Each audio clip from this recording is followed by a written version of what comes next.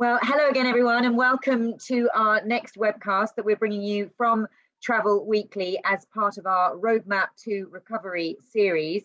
And I'm delighted, hot off the press, to be joined by Carol Cabezas, who is now the president of Azamara as of yesterday, with the announcement that Azamara has been sold by the Royal Caribbean Group to a private equity firm. So hello, Carol, thank you so much for joining us.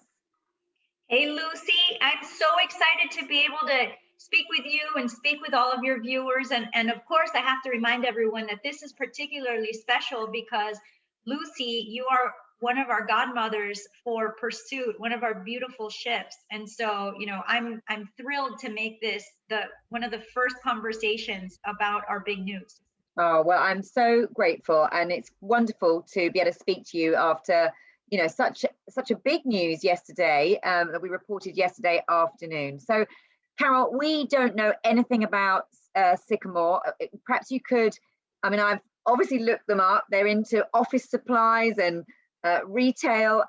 Not a company that you have got interest in the sort of travel, leisure, certainly cruise market. So, tell us a little bit about them first of all.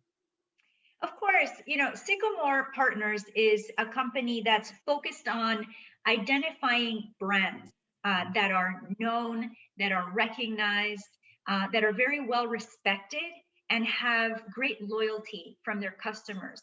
So whether that's women's apparel or anything else that you might be able to have within the marketplace, what they saw in Azamara is a brand that has recognition and has all of those wonderful elements. And so that's what got them excited about really becoming an investor in our future and giving us this opportunity. And the way they feel about it is that they are enabling us to be a standalone brand, be able to control our own destiny, and continue the great work of the beautiful product that our teams on board deliver under normal circumstances. Yeah, of course.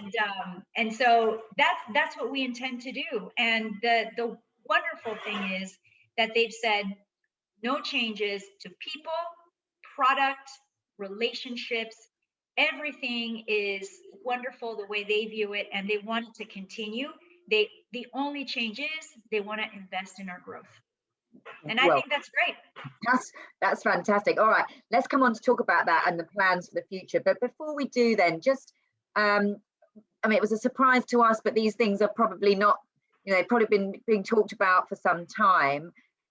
Did Sycamore approach Royal Caribbean because they wanted to get into the cruise industry? Or, I mean, I don't know how much you can say, but I mean, clearly this, I've read that Richard Fain has talked about how he wanted to focus really, I guess, on the other three brands that are in the group. And I guess the pandemic had something to do with that, because everybody's having to make decisions that perhaps they wouldn't have made before this health emergency struck us. So can you just give us any idea of sort of the process that how it came about? Yes, what I understand is that Sycamore was looking at the cruise space. They felt like there's opportunity within leisure travel.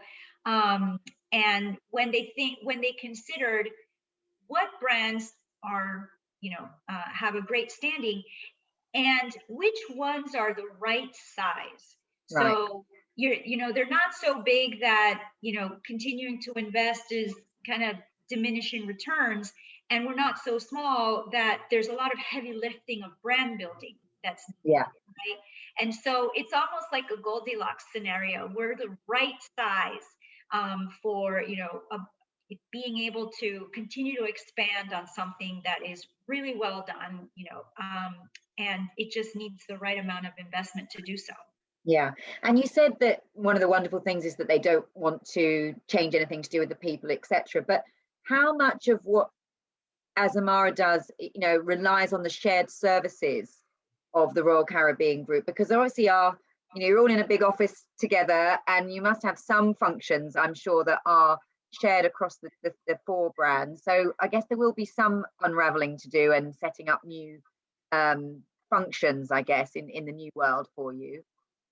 There is. So what will happen is in the near term. So over the deal hasn't closed yet. That'll happen in the next 60 days, and then I'll be formally appointed as president. And then from there, the work that happens during this time is to implement a lot of plans that have been already thought through, to enable Azamara to slowly start building its own infrastructure so that we can stand on our own.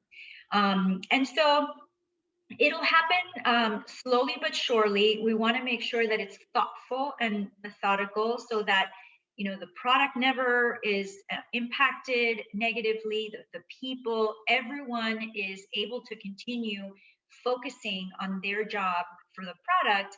And then we're going to have a team that's focused on standing up all of these internal resources. And in the meantime, as we take our time doing that, Royal Caribbean Group, we've already been preparing all kinds of plans to enable a transition. So they will continue supporting in whichever ways we need to, until we have our own systems, people in place. One of the things, it's pretty funny.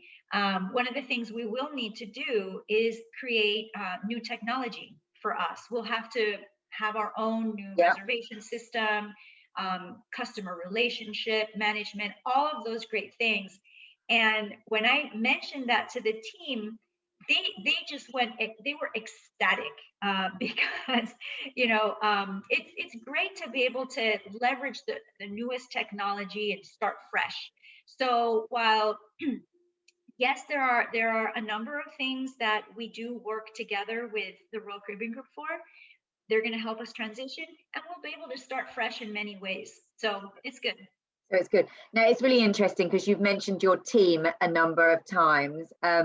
And I know that's something that's really, really important to you. And actually, I read that Richard Fain, when he was commenting about you taking on president of the brand, I know you've been there a long time. You've been chief operating officer in the last 3 years, but stepping up to president is great. It's wonderful to see another woman at the helm. So congratulations. But one of the things he said about you is that you've really managed to maintain the enthusiasm of your team throughout this pandemic, and you've always kept an eye on the long-term future for the brand and for the employees. So how have you managed to do that? And then I presume you had to announce this as part of that yesterday. So what was the reaction? I know you said the technology side of things they're happy about, but what's the reaction?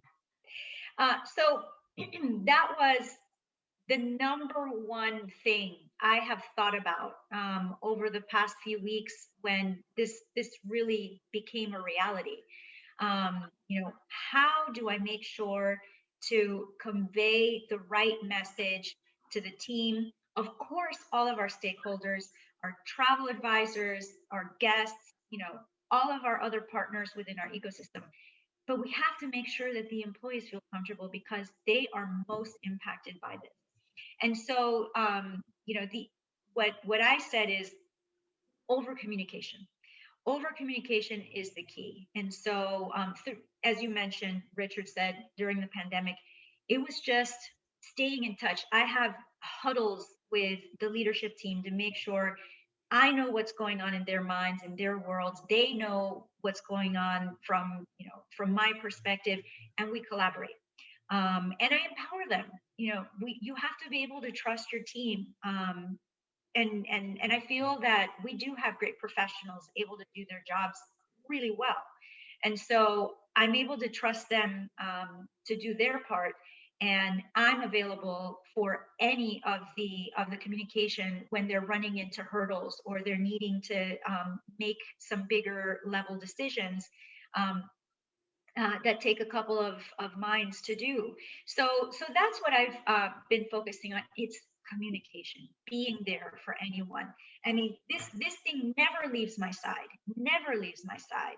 And it'll be a text, it'll be a WhatsApp, it'll be a phone call, an email, a team. I mean, there are 10 different ways you can get a hold of me. Contact you, yeah.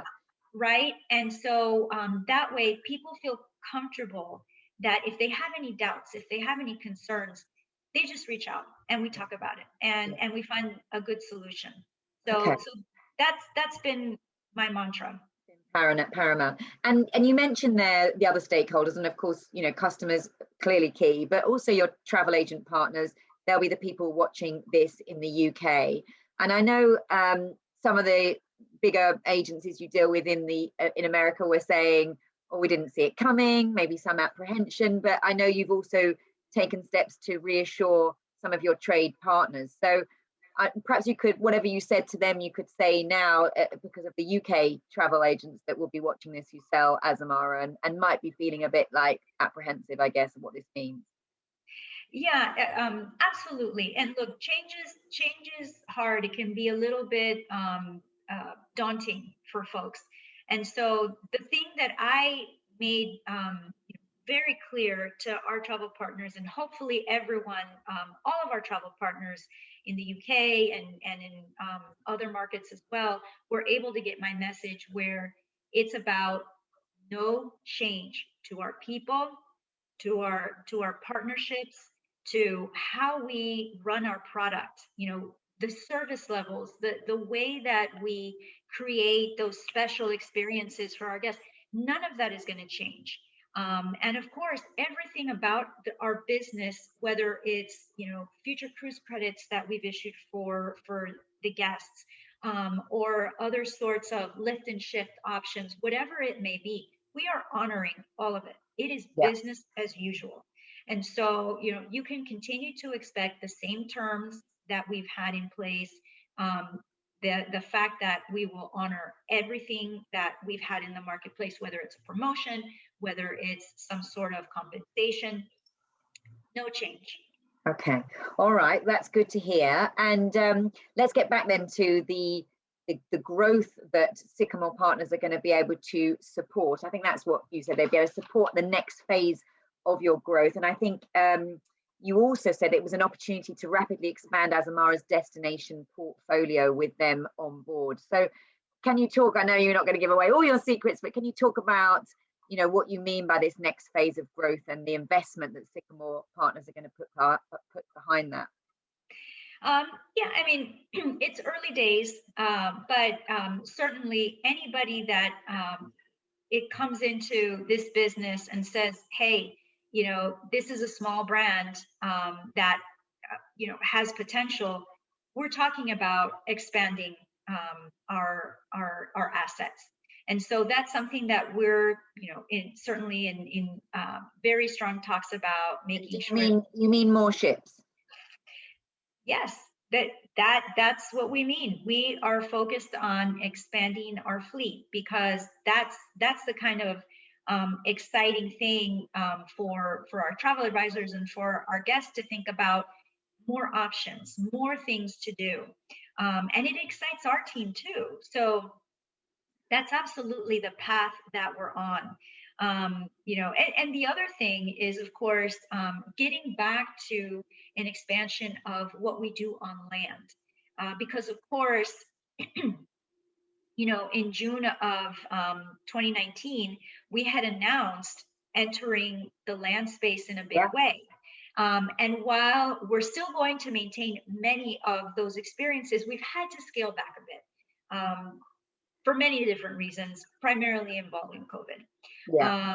And so that's something that we definitely want to get back into, because it provides, not only does it enrich the experience, but it creates other types of options that guests might not otherwise be able to do. Yeah, and gives you a USP. It, you know, it makes what you offer unique. You were talking about combining cruising with rail tours and safaris, and I mean I remember being there at the launch of that. It was fantastic. And so it was just, you were just embarking on that sort of new journey, weren't you?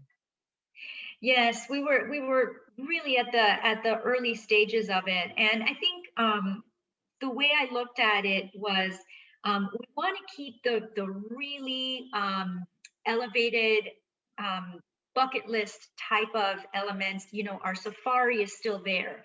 You know, our Machu Picchu is still going to be there. You know, all of these kinds of really iconic experiences we're working to maintain, because we have to. That's what people were so excited about. And then we're going to see how we bring back in some of the other ones that, might have been a great exploration, maybe not bucket list, but something that you absolutely want to do. And it's so convenient to be able to put it together with your cruise, Yeah. to give you that whole comprehensive experience in a given country. Yeah, and that destination immersion, which you're obviously so well known for. Now, Carol, you mentioned COVID and the things, obviously it's had this huge impact. Now you're paused, I believe, out to the end of April. Is that right? Your operations? Okay. And so I know no one knows exactly when we're going to be allowed to start sailing again, etc. But your ships are in Glasgow, I think. All three of them are there. So what would be your plan? Do you think you'll sail? Do you think you'll be able to start Europe before you'll go back to the States? What are you sort of looking at in terms of a resumption, when the time comes? Yeah, so there are two main elements that we're looking at for resumption. Number one is the approval from all of the different ports and destinations that we want to go to. That's key. And so that's in the works where, there's a team in Europe. They are fantastic, and they're talking with each of the relevant regions and ports so that we can get the right approvals. And that they understand that we're going to be operating in the safest of ways, taking whatever the EU puts out as their new protocols. We take it up a notch. That's how we've always done things.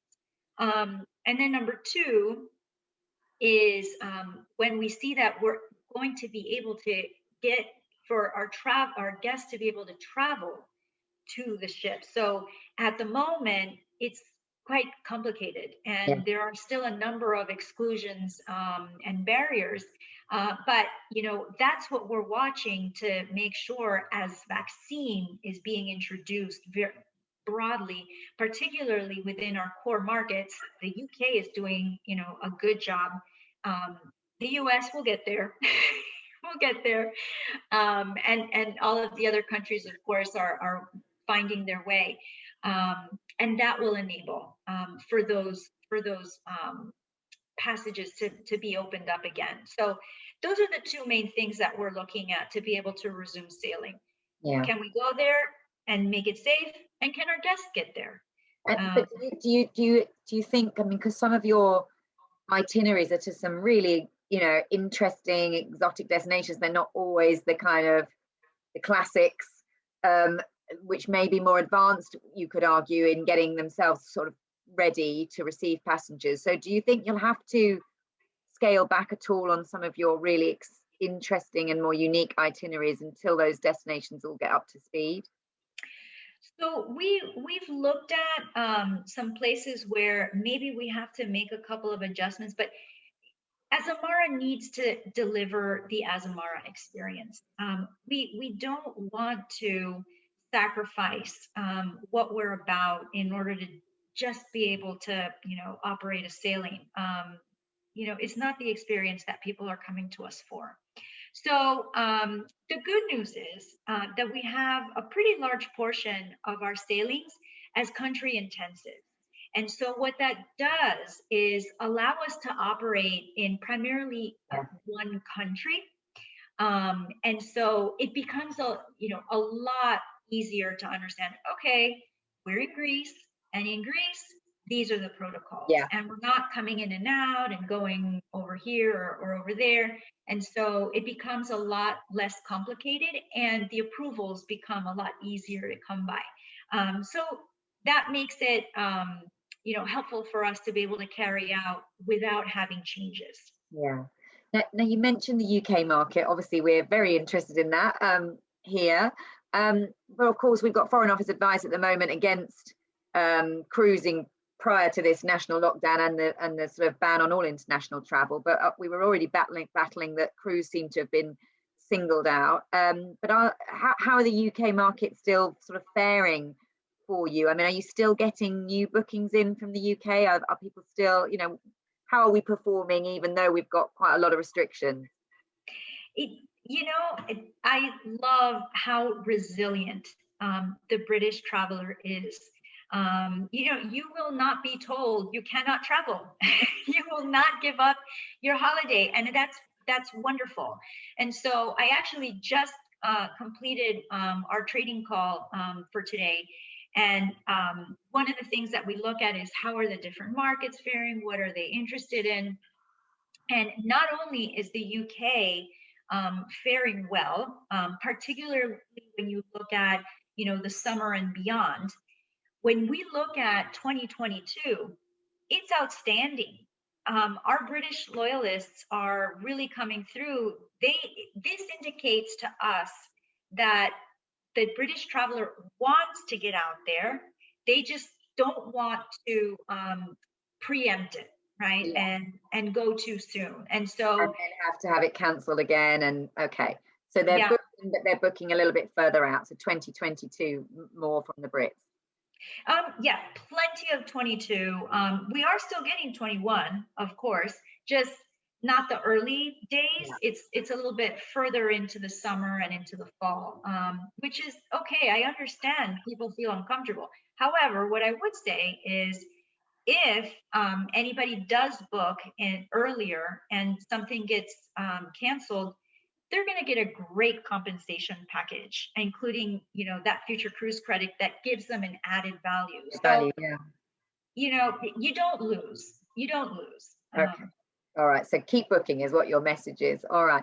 Look, I'm conscious of time, Carol, but just to sort of finish, we have to call this, it's a crisis that we're in, but in any crisis, there are always opportunities. And would you say actually, because there's lines that are sort of getting rid of some of their older tonnage, which might play into your hands in terms of wanting to increase your fleet. Obviously this sale may not have happened had it not been for COVID, and then I guess the acceleration, it could affect acceleration of your growth plans because you've got new investments. So would you actually say that ultimately this pandemic, there are silver linings for brands like yours from something like this?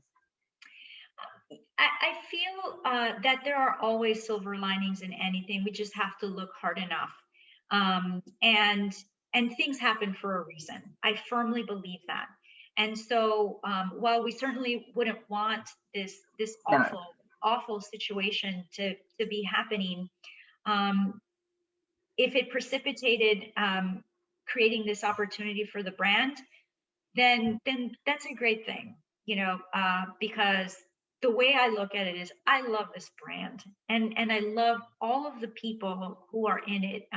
Most importantly, I couldn't imagine working anywhere else. I can't imagine working with another group of such wonderful professionals because they're great at what they do. They're passionate and they're so committed.